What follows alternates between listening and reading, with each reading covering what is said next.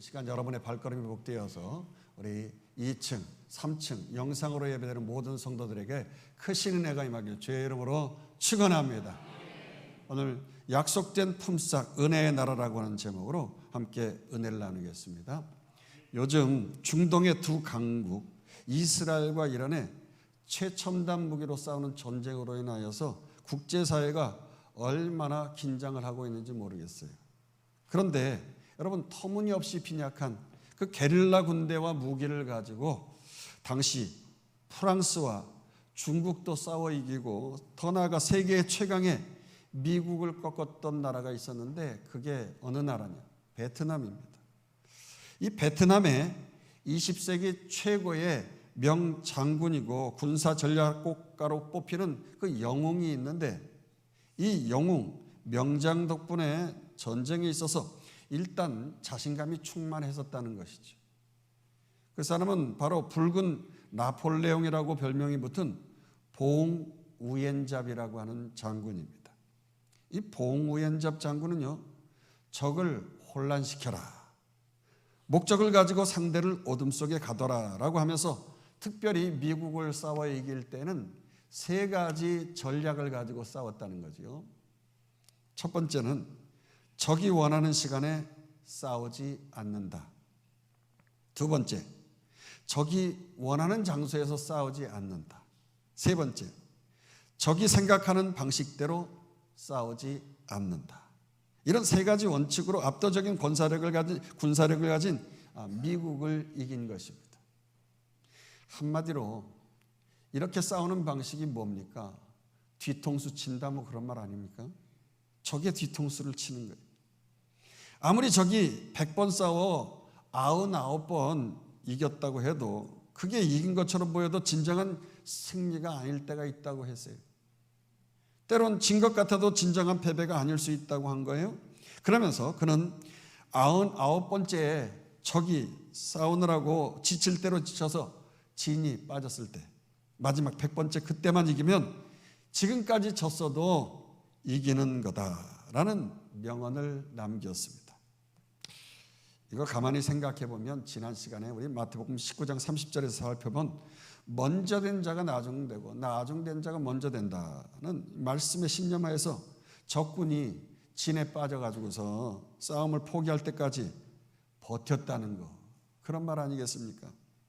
자, 그런데 오늘 본문의 말씀, 이 포도원 품꾼의 비유의 말씀도 이 마태복음 이 19장 30절에서 제기된 이 말씀의 연속선상에서 나오는 말씀이지요.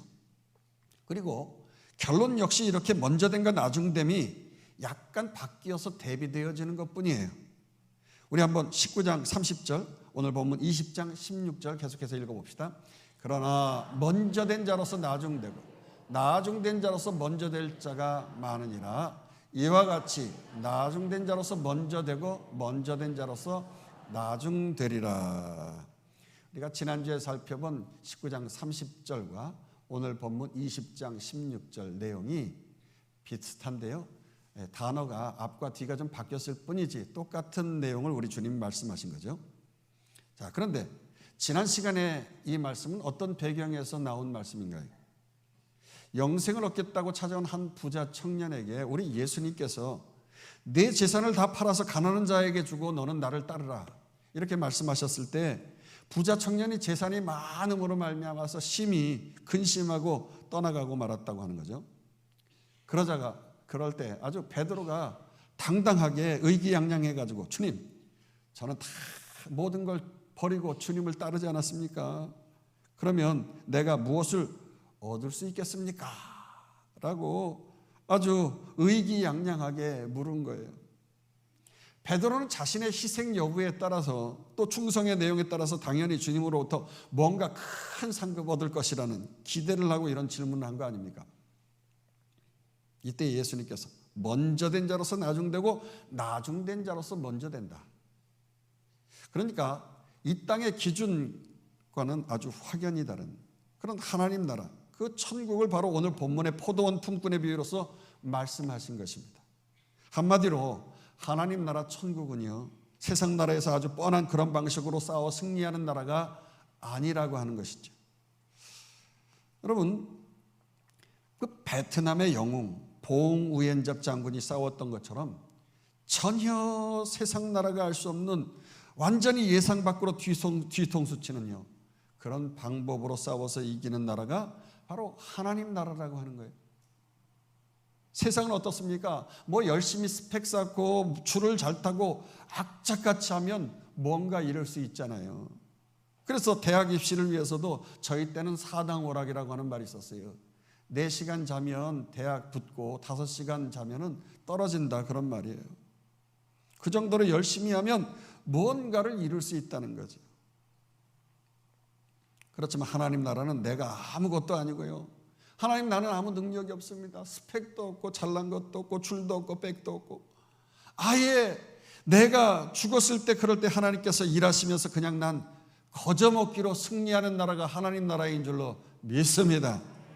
즉 원인과 결과가 내 노력, 무슨 내 실력, 내 열심으로 된 게 아닌 거예요.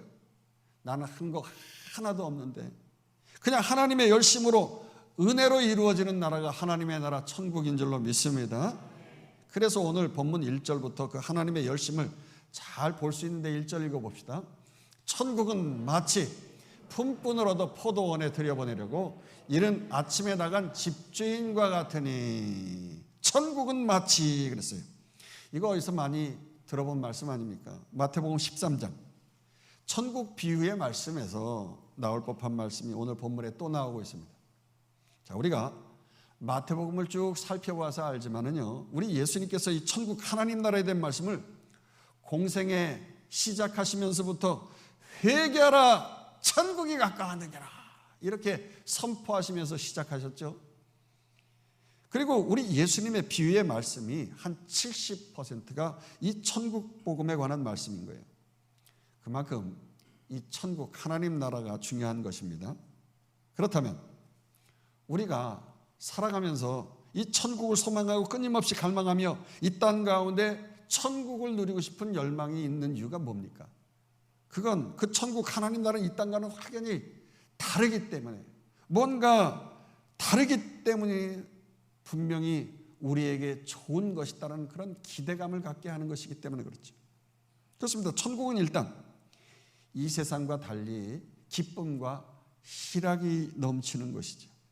그래서 오늘 본문에 천국의 주인 되시는 포도원 주인, 그 주인이 기쁨을 상징하는 포도 열매를 얻도록 그 천국에 들어와서 일할 품꾼을 얻기 위해서 아침에 일찍부터 열심히 일하고 계시는 것을 볼 수 있어요. 그렇습니다. 우리가 뭐 스스로 잘나가지고 내가 애를 써가지고 포도원에 기쁨을 얻어낸 게 아니라고 하는 거죠. 바로 하나님의 열심으로 그 천국의 기쁨이 거저 우리에게 커밍한 거예요. 우리에게 찾아온 것인 줄로 믿습니다. 천국은 그래서 임한다고 했어요. 자, 그래서 여기 포도원 주인이 이른 아침에 나간 장터가 있는데 그 장터가 어떤 것입니까? 헬라어 원문에 보면 아고라라고 했어요. 아고라. 여기는 주로 품팔이 노동자들이 대기하는 인력시장을 말하는 것입니다. 즉 거기에는 백수도 있고 실업자도 있고 직업을 갖지 못한 낙오자들, 루저들이 거기에 모여 있는 것이죠.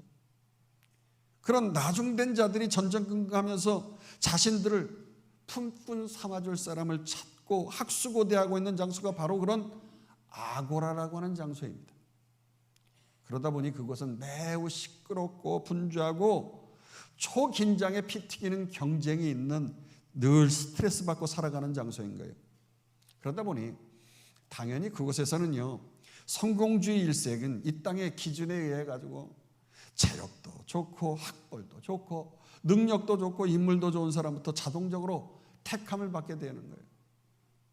제가 미국에서 생활할 때 그 홈디포라고 하는 아주 커스커처럼 말이죠, 큰 그 웨어하우스 건축을 할 때 모든 건축 자재가 그곳에 다 있어요. 거기 가면 집을 한 채를 그냥 다 지을 수 있어요. 못도 뭐 수백 개 수천 개가 종류대로 다 있고 공구 재료들이 다 있어요. 그런데 가서 물건을 사서 집을 수리하려고 나올 때 입구 쪽에 멕시칸들이나 불법 이민자들이 거기에 다 모여 있어요. 그러면 이제 내 일당 얼마 줄 테니까 차에 타라. 밖에 나가서 그들하고 딜을 하기가 어려워요. 그러다 보니까 차 안에서 이제 차 문을 열고 이제 딜을 하는데 덩치 큰 사람들, 힘 센 사람들, 이런 사람들은요 그냥 막 제치고 먼저 문 열고 아예 타버려. 그러니까 빈약한 사람은 밀려가지고서 타지도 못하고 그 사람 어쩔 수 없이 탔으니까 그냥 힘 세게 생겼으니까 또 일 시키러 가는 거예요. 그러니까 이렇게 성공주의 일색인 이 땅에 결국에는 얼마나 사람들이 고달픈 삶을 살아가겠어요.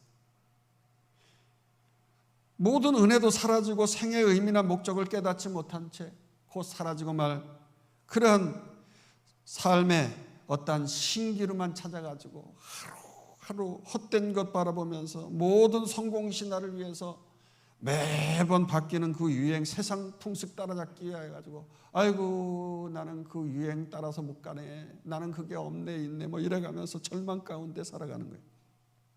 근데 바로 그때 사망 가운데 놓여진 그런 소망 없는 그런 나의 삶을 건져주신 주님의 은혜가 임한 줄로 믿습니다.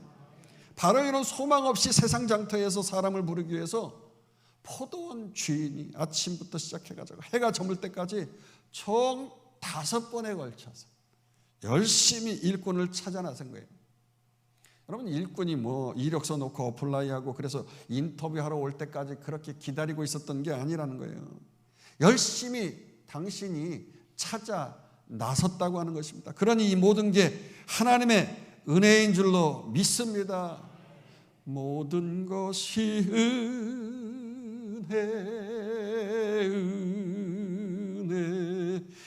한없는 은혜 내 삶에 당연한 것 하나도 없었던 것은 모든 것이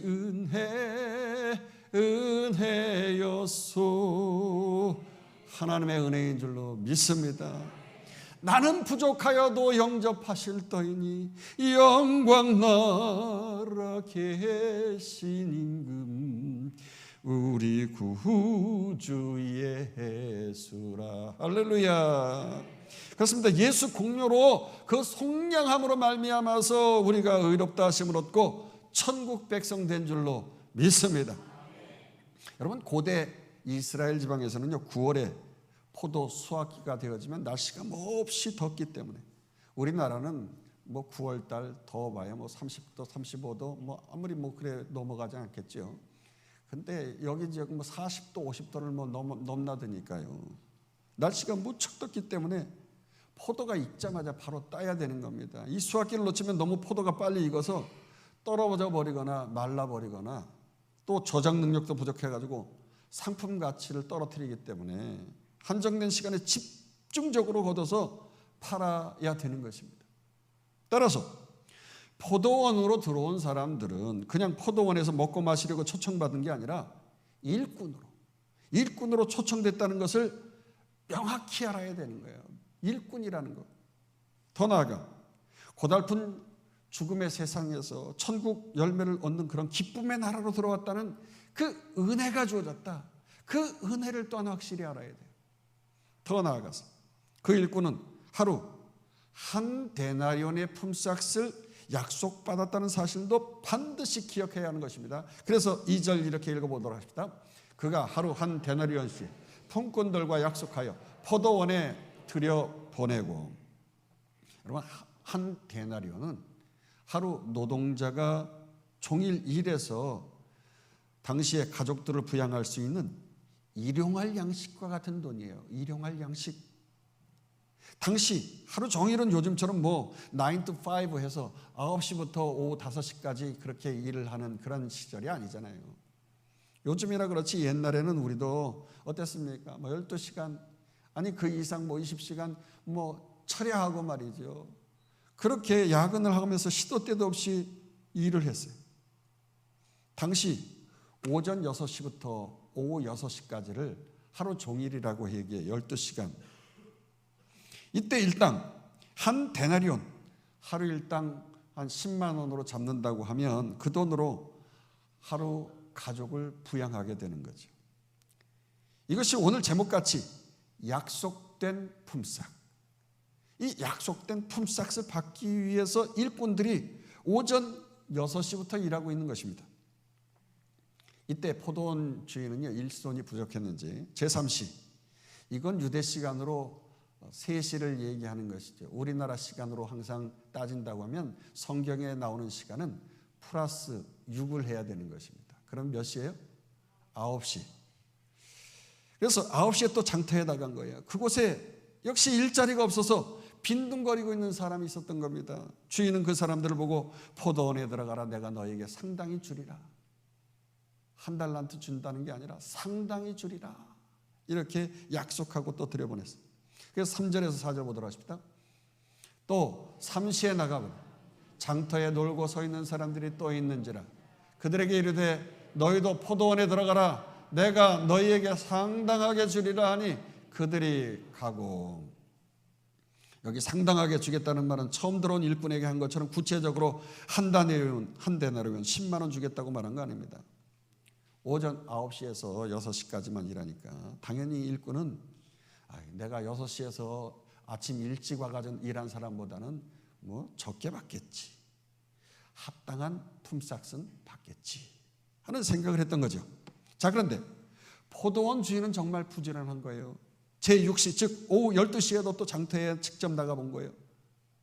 그런데 거기에 하루 반나절 지나도록 일감 찾지 못하는 청년 실업자들이 아직도 우글우글한 거예요. 주인은 그들에게도 포도원에 들어가라고 일꾼 삼아 주신 거 아닙니까? 여기서 끝이 아니에요. 주인은 이제 9시 즉 오후 3시에도 또 나갔어요. 거기에는 노숙자같이 정말 초라하고 힘없고 누구도 거들떠보지 않는 사람, 그런 일꾼들이 또 거기에 있어서 일꾼을 부른 겁니다. 여러분, 인력시장에서 오후 3시, 이건 마감 시간 다 된 거 아니겠어요? 그러니 사람들 거기에 또 남아있을 사람도 없고 또 그 인력시장의 사람들 찾으려고 하는 사람도 없는 거예요. 포도원에 들어가 봤자 6시 마감이니까 3시간밖에 일하지 못하니까 임금도 제대로 없고. 근데 이상하게 포도원 주인은요, 그들 역시 일꾼 삼아주셨으니 얼마나 감사한지요. 마지막까지 남아있었는데 웬 은혜인지 웬 사랑인지 나를 일꾼 삼아주다니. 그 후에 주인은 또다시 오후 5시가 됐는데 이제 말이죠, 1시간 후면 마무리하고 툭툭 먼지 털고 연장 정리하는 그런 때인데 그럼에도 불구하고 포도원 주인은 이제 서둘러서 또다시 장터로 나간 거예요. 이때쯤 되면 이제 완전히 내 인생 끝장났다. 내가 살면 뭐하겠어. 굶어 죽느니 차라리 내가 목숨을 끊고 말지. 그렇게 마음 먹는 정말 낙오자들, 루저들, 그런 사람들이 지쳐서 소망 없이 그냥 서 있는 이러한 상태인데요. 그때 주인은 너희들이 지금 포도원에 이토록 바쁜 시기에 어찌해서 종일토록 놀고 있느냐 이렇게 질문하자 이들은요, 아무도 우리를 품꾼으로 써주는 자가 없습니다 이렇게 말하는 거예요. 그러자 주인은 포도원에 들어가라고 말합니다. 5절에서 7절. 제6시와 제9시에 또 나가 그와 같이 하고 제11시에도 나가보니 서 있는 사람들이 또 있는지라. 이르되 너희는 어찌하여 종일토록 놀고 여기 서 있느냐. 이르되 우리를 품꾼으로 쓰는 이가 없음이니이다. 이르되 너희도 포도원으로 들어가라 하니라. 그렇습니다. 세상은 이렇게 아무 능력 없이 평생 뒹굴거린 자를 절대 쓰려고 하지 않는 거예요. 그러니 저들에게 무슨 일이든지 맡기길 원하는 이 주인은 세상 관점으로 도대체 이해가 안 되는 사람인 거예요. 그런데 여러분, 더 이해가 안 되는 것은요, 8절에서 10절. 이제 날이 저물 때 품삯을 나눠줄 때인 것이에요. 읽어보도록 하십니다. 저물매 포도원 주인이 청지기에게 이르되 품꾼들을 불러 나중 온 자로부터 시작하여 먼저 온 자까지 싹을 주라 하니 제11시에 온 자들이 와서 한 데나리온씩 받거니 먼저 온 자들이 와서 더 받을 줄 알았더니 그들도 한 데나리온씩 받은지라. 제일 먼저 품삯을 받는 사람이 아침 일찍부터 와서 일한 사람부터 받고 가면 아무 상관없는데요, 여러분, 이 주인에게는 의도한 바가 있었던 것입니다. 5시에 와서 1시간만 일한 맨 나중 사람부터 먼저 품삯을 주었다는 거죠. 그런데 웬걸 1시간 일한 사람에게 합당한 보수가 아니라 하루 종일 일한 사람과 같은 한 데나리온을 줬다고 하는 거예요. 그러니 뜻밖의 보수라서 막 어안이 벙벙해가지고 있는 거예요. 그런데 그걸 본 다른 일꾼들이 너무 기쁜 거예요. 우리 주인 잘 만났다. 우리가 이토록 이런 선한 주인을 만나다니. 내가 1시간밖에 저 사람이 1시간밖에 일하지 않았는데 저 정도로 받는다고 하면 나는 하루 종일 제일 먼저 일찍 왔으니까 더 많이 주겠지. 그러면서 쾌재를 부르고 말이죠. 받을 돈을 상상하면서 자기 순서를 기다리는 거예요. 그런데 웬걸 오후 3시에 온 사람도 한 데나리온 10만 원, 오후 12시에 온 사람도 한 데나리온 10만 원, 오전 9시에 온 사람도 10만 원, 그리고 마지막 새벽 6시 아침에 일찍 제일 처음부터 와서 하루 종일 일한 사람도 다른 사람과 똑같이 한 데나리온 이걸 주는 겁니다. 그러니 그 사람 그 돈을 받는 순간 확 집어던지면서 얼마나 정말 화가 났을 거예요. 아니 이럴 수가 말이죠. 이제 내가 이렇게 말이죠. 부당한 이런 대우를 받다니 말이죠. 주인에게 말이죠. 화를 벌컥 내면서 아예 특공차비를 한 거예요. 무슨 준비를 했다고요? 특공차비. 특수 훈련받은 특공대 무슨 준비를 해가지고 저 사람 총으로 쏴 죽일래나? 그게 아니라 특공차비냐 뭐냐면 나는 남들보다 아침 일찍 처음부터 와서 일했다면서 특권의식을 내세우는 거예요. 공은 하루 종일 더위에 수고하고 일했다면서 자기 공로도 내세우고 1시간밖에 일하지 않는 저들과는 차원이 다르다면서 남과 자신을 차별하는 거예요. 저들은 임금과 비교해서 나에게 더 많은 임금을 달라고 남과 비교하기 시작한 겁니다. 이게 바로 특공차비인 것입니다. 이렇게 특공차비하면은 결국 원망과 불평하는 인생 되고 마는 거죠. 아니나 다를까 갑자기 이 사람이 어디서 빨간 띠를 구해가지고 아주 머리를 질끈 눌러매더니 말이죠. 포도원 주인을 원망하고 거칠게 막 항의하기 시작하는데 보십시다. 11절에서 12절 받은 후 집주인을 원망하이르되 나중은 이 사람들은 1시간밖에 일하지 아니했거늘 그들을 종일 수고하며 더위를 견딘 우리와 같게 하였나이다. 여러분, 왜 지금 내 노동력을 착취하느냐 이런 말 아니겠습니까? 주인이 임금 떼먹고 부당한 대우를 했다는 거예요. 따라서 내 임금을 인상하라. 부당한 압덕업주는 물러가라. 막 이렇게 데모하는 거예요. 한참 실갱이하고 결국 고용주와 고용인의 임금 협상 테이블이 마련됐어요. 그때 참다 못한 고용주 포도원 주인이 입을 열어서 조금 더 흔들림 없이 임금에 관해서 아주 명확한 설명을 하는 것입니다. 13절 보십시다. 주인이 그 중에 한 사람에게 대답하이르되 친구여 내가 내게 잘못한 것이 없노라. 내가 나와 한 데나리온의 약속을 하지 아니하였느냐. 자, 여기서 일단 포도원 주인이 지금 먼저 온 자를 뭐라고 부릅니까? 친구여라고 불렀어요.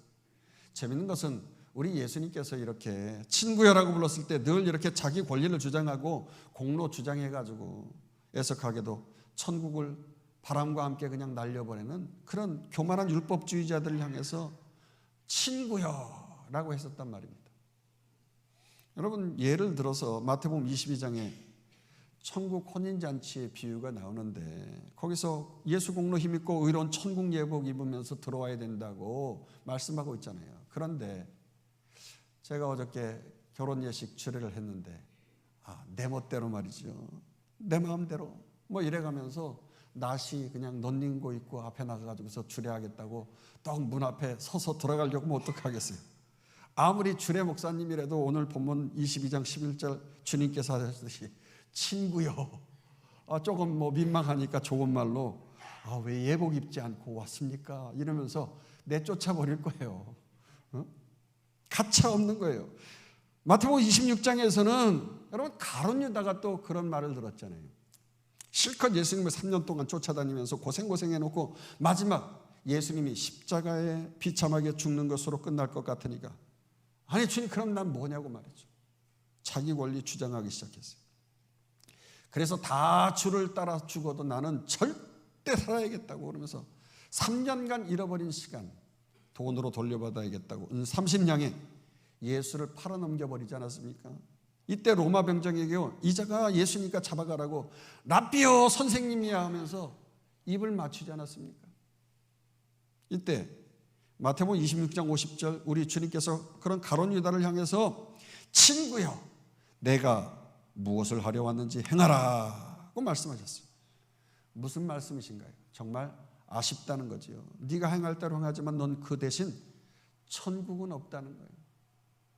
한마디로 친구여 이 말은 지옥 백성들 마지막으로 안타깝게 부르는 그 측은지심에서 나온 말이라는 거지요.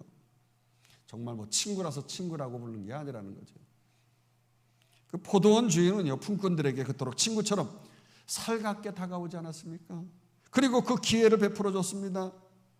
그렇지만 받은 바 은혜가 다 사라지고 저들은 자기의 권리를 주장하고 원망만 남아있으니 야 이거야말로 정말 안타까운 거 아닙니까? 그렇습니다. 우리 역시 이런 삶을 살아가잖아요. 고단픈 삶 속에서 은혜는 다 사라져버리고 말이죠. 헛된 것, 그 돈 몇 푼 때문에 원망과 시비와 분쟁과 시기 질투하기 바빠가지고 천국이 아닌 지옥 같은 삶을 살아내는 거예요. 그러나 기억하십니다. 우리가 이렇게 특공차비 내세우는 순간 우리 삶 속에서 천국은 그냥 바람과 함께 사라져버리는 거예요. 여러분, 내가 이 대광교회에서 개척 멤버고 가장 처음부터 오랫동안 봉사했다고 특별한 권리를 주장하든지 다른 사람에 비해서 얘가 예배도 기도도 말씀 생활도 힘썼고 영역이 남다르기 때문에 남보다 차원이 다르다고 그렇게 차별하고 날 똑같이 취급하지 말라고 저들에 비해서 훨씬 낫다고 그래가면서 말이죠. 끊임없이 남과 비교하고 시기 질투하면서 그러면 여러분 그 인생 고달픈 거예요. 사망 가운데 놓여지고 지옥 같은 삶을 살아가게 되는 것이에요. 그러나 여러분 이 사망 가운데 놓여진 우리의 삶에 주님의 은혜가 찾아온 줄로 믿습니다. 그 은혜가 나의 모든 한숨을 바꾸시고 나를 그 잘난 사람들, 그 먼저 된 사람, 너무나 인류고 너무나 거룩하고 성공하고 최고로 멋진 사람들 가운데서 나를 먼저 택해 주셨다는 거죠. 이를 형용할 수 없는 크나큰 은혜가 우리에게 주어진 거예요. 할렐루야. 그러니 정말 이 세상에 이런 포도원 주인 같은 이가 있을까 싶은 거죠. 이 주인에게 이런 은혜로운 말씀이 들려질 때 우리는 정말 그 크신 은혜 때문에 눈물을 흘릴 수밖에 없는 거 아닙니까? 그래서 14절에서 15절 이렇게 말하고 있습니다. 내 것이나 가지고 가라. 나중은 이 사람에게 너와 같이 주는 것이 내 뜻이니라. 내 것을 가지고 내 뜻대로 할 것이 아니냐. 내가 선함으로 내가 악하게 보느냐. 여기 포도원 주인이 내 뜻이니라 그랬어요. 그 뜻을, 그 마음을 매우 강조하고 있다고 볼 수가 있겠죠. 그 아고라 장터에 일단 서 있다는 건 그 사람 모두가 다 루저들 아닙니까? 정말 보잘것없는 자들 아니에요. 뭐 아고라 인력시장에 뭐 대단한 훌륭한 사람이 거기에 서 있지는 않잖아요. 가장 밑바닥에 하루 벌어서 하루 먹고 살아가는 불법 체류자들, 난민들, 죽지 못해 살아가는 그런 인생들이 일찍 부름받은 그런 사람들이 되어진 거 아닙니까?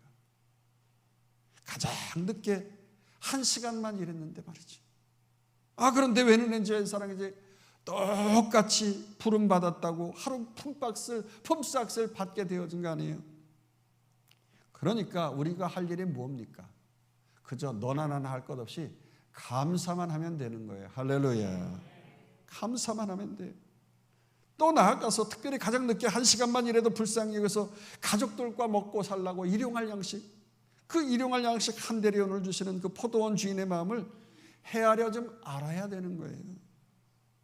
왜요?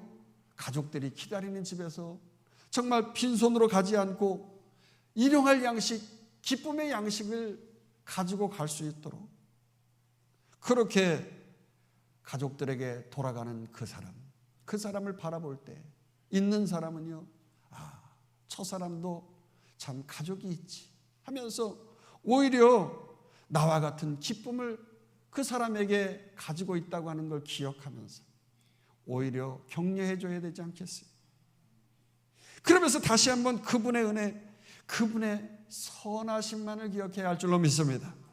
그렇습니다. 여기서 주님은 이렇게 품삯을 주는 내가 선하다 이렇게 말씀하셨거든요. 이때 선하다라고 할 때 선은 토브라고 해서 태초에 하나님이 천지를 창조하시고 보시기에 좋았더라고 할 때 이 좋았다라고 하는 것이 바로 토브입니다. 즉 내 공로, 내 특권, 내 차별의식, 비교의식을 가지고 인간의 뜻대로 되는 그 악한 것, 그것이 토브가 아니라요, 주님의 선하신 뜻대로 하는 것, 태초에 인간을 위해서 허락하셨던 가장 좋은 낙원의 상태, 이것이 좋았다, 토브라고 하는 것이죠. 그래서 내 뜻이 그만큼 중요해가지고 15절에서 2번이나 매우 강조하면서 말씀하고 있는 거예요. 그러니까 내 뜻이다 이 말은 주님의 마음대로 하시겠다는 거죠. 마치 이수명 목사님 명저서 내 마음대로다 왜, 그런 제목처럼 말이에요. 할렐루야. 책들 많이 사서 보셨죠? 그러게 세상 논리로 이 천국 하나님 나라에 이 천국 하나님 나라를 접근해서는 안 되는 거예요. 세상 논리로. 그런데 안타깝게도 한국 교회가요, 이 세상 경영 방식으로 직분을 맡아서 일하는 사람들이 많아진 거예요. 왜 그렇겠어요? 사회생활 하다 보니까 밑에서부터 이렇게 직급 올라가듯이 올라가는 그런 사회생활 직급을 교회생활 직급으로 생각하는 거예요. 더 많이 누리게 되어진다고 생각하는데 오히려 교회의 직급은 뭐예요? 더 많이 헌신해야 되는 거예요. 더 많이 바치고 더 많이 죽도록 십자가를 져야 되는 것이거든요. 거꾸로 생각해야 돼요. 그런데 세상 경영 방식이 들어와 가지고 교회가 갈등 구조에 빠지고 토부, 하나님 보시기에 좋았다는 낙원이 아니라 지옥 같은 신앙생활을 하게 된 거 아니겠어요? 그러니 우리의 마음을 이 포도원 주인의 마음으로 새롭게 해야 할 줄로 믿습니다. 이건 세상에서 어떠한 교육으로도 배울 수 있는 그런 마음이 아닌 거예요. 그저 세상이 알 수도 없고 줄 수도 없는, 정말 상상할 수도 없이 선하신 하나님의 마음인 줄로 믿습니다. 따라서 우리 천국 포도원 품꾼으로 부름받아서 헌신 봉사하는 사람들은요, 털끝만큼도 내 특권의식이 있어서는 안 되는 거예요. 내 공로의식, 우호의식, 그 어떤 차별의식, 나 잘났다고 하는 의인의식 가지고서 교회에서 봉사하고 충성한다고 하면 이거 사회인들이나 하는 일이지요. 교회 안에서는 절대 그래서는 안 되는 거예요. 여러분 제발 플리즈 내 자아가 완전히 십자가에서 죽는 자가 진정한 직분자인 줄로 믿습니다. 그래서 제가 항상 강조하잖아요. Not I but Christ. 나는 온전히 죽고 우리 주님만이 영광 받으시고 주님만이 살아계실 수 있도록 주님만 드러나야 되는 거예요. 그러지 않고 아직 내가 살아서 이런 특권의식에 사로잡혀서 살아가면 오히려 이 선하신 아버지 마음, 그 경영 방식, 그거 보면서 반드시 불평하게 되어 있어요. 따라서 이런 세상적인 생각을 다 내려놓고 하나님 나라의 생각, 그 선하신 하나님의 말씀의 생각으로 늘 우리의 마음과 생각을 통치받고 새롭게 바꿔나가시길 주의 이름으로 축원합니다. 다시 한번 축원합니다. 그러면서 더불어 주님의 포도원인 그 몸된 교회에서 충성할 때 우리의 목적도 선해야 한다는 거죠. 무조건 나젤다고 축복받기 위해서 열심히 기도하고 예배하고 충성하고 봉사하고 헌금하고 이 모든 건 내 인간적인 생각인 거예요. 나를 죽여야 되는 거예요. 그냥 바치고 드려도 무슨 대가를 가지고 원해서 하는 것이 아니라 나는 무익한 종이기 때문에. 종이 말이죠. 바깥에 나가서 하루 종일 일하고 가다가도 또 주인의 식사를 준비하고 곁에서 또 주인이 다 음식 드실 때까지 수발 들고 그리고 나서 청소한 다음에 그 다음에 먹는 거 아니에요? 그와 같은 자세를 가지고 오히려 내가 더 축복받고 나를 더 강화시켜서 나 자기 정욕에 쓰려고 잘못 구하고 열심히 내는 그러한 자세를 가져서는 안 되는 거죠. 그저 선한 종으로서의 모습을 가지시길 다시 한번 주의 이름으로 축원합니다. 우리는 이 세상 종말의 때 마지막 끝자락에 서 있단 말이에요. 구속의 역사로 볼 때 이제 마지막 종말의 때에 서 있는 것이 우리들이라요. 마지막 1시간짜리 일꾼이라는 이 사실을 기억해야 됩니다. 그러면서 나에게도 정말 이루 형용할 수 없는 엄청난 하나님의 선하심과 은혜가 나에게 마지막 기회로 주어졌구나. 기적 같은 천국 백성 되게 해주셨구나. 이런 은혜에 사로잡히고 그저 감사만 하면 되는 거예요. 할렐루야. 그러면서 이제는 은혜로 말미암아 값없이 의롭게 된 자답게 황성한 마음으로 주님 앞에서 하나님 사랑할 뿐 아니라 이웃 사랑하면서 주님의 일꾼으로서 최선을 다하여 살아가면 되는 거예요. 비록 내가 부족한 점이 있어도 말이죠. 나중된 자 같고 정말 남들에 비해서 누저인 것 같아도 오히려 나는 그럴 때 더 부족함 때문에 더 연약해지고 또 죄악된 것 때문에 성공하고 너무나 잘나고 인류고 너무나 거룩하고 의로운 자처럼 느낄 수 없는 그 하나님의 구원의 은혜와 감격이 불일듯이 일어나게 되어지는 거 아니에요? 더 마음의 그 은혜가 깊이 몸속 깨달아진단 말입니다. 그래서 끝까지 그죠? 나중된 자로서 먼저 된 그런 주님의 말씀을 붙잡고서 그저 납작 엎드리면서 천국 소망 가지고 살아갈 수밖에 없는 거예요. 그래서 우리 마지막 절 한번 읽어보도록 하십시다. 읽습니다.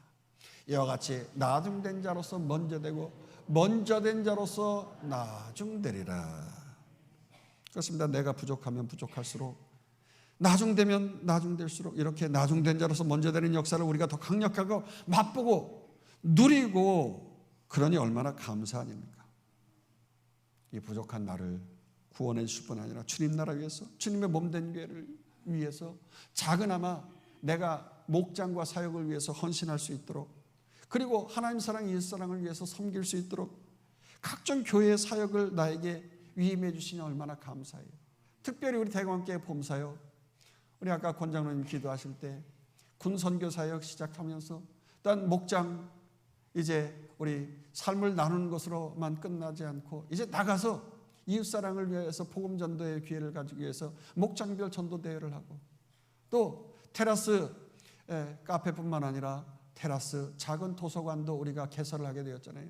다음 세대를 위해서 우리의 자녀들 여기에서 책을 잘 읽고 좋은 책 만나고 그런 좋은 삶을 살아갈 수 있도록 그렇게 가르칠 뿐 아니라 이웃사랑까지 해서 하나님 사랑 이웃사랑을 실천하는 러빙과 러빙 피플의 교회로서 쓰임받도록 이 기회가 찾아왔을 때 이 헌신의 기회에 파도를 올라타야 되는 거예요. 할렐루야. 악하고 게으른 종이라고 부끄러운 구원 받기 전에 이 파도에 올라타야 되는 거예요. 윈드서핑 하듯이 말이죠. 그 윈드서핑 하는 사람들은 파도만 골라 타잖아요. 더 좋은 파도, 더 높은 파도, 좀 힘들고 어려운 고난의 파도가 올 때 그걸 땡큐 하면서 하나님 나에게 웬 은혜인지 웬 사랑인지 하면서 이 포도원의 일꾼으로 쓰임받았다고 하면 더 감사하고 강력한 천국의 경험을 우리가 더 많이 경험할 줄로 믿습니다.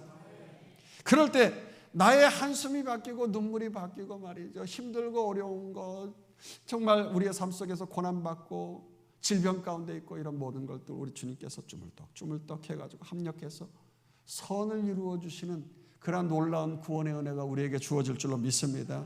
토부 바로 좋은 것으로 선한 것으로 우리에게 주신다는 거예요. 그 선하신 하나님의 은혜가 내 평생 다하기까지 함께 하시길 다시 한번 주의 이름으로 축원합니다. 우리와 우리의 자녀들에게 따라올 줄로 믿습니다. 그래서 우리는 정말 지금까지 지내온 것 주의 크신 은혜라고 고백해야 하는 것입니다. 시편 기자가 주님의 은혜를 생각하면 눈물이 뚝뚝 나는 거예요. 주님 나에게 주신 은혜 무엇으로 보답할까 하면서 힘써 주님의 은혜를 고백했지 않습니까? 우리 시편 마지막 116편 12절 14절 읽고 마치도록 하십시다. 내게 주신 모든 은혜 내가 여호와께 무엇으로 보답할까? 내가 구원의 잔을 들고 여호와의 이름을 부르며 여호와의 모든 백성 앞에서 나는 나의 서원을 여호와께 갚으리로다. 할렐루야. 그렇습니다. 우리가 나이가 들면 들수록 우리 권사님들 그런 고백하시잖아요. 저 자신도 우리 권사님들 그런 고백처럼 나이가 들면서 지나온 삶을 돌이켜보니까 하나님의 은혜더라고요. 그때 당시에는 하나님 이럴 수 있습니까?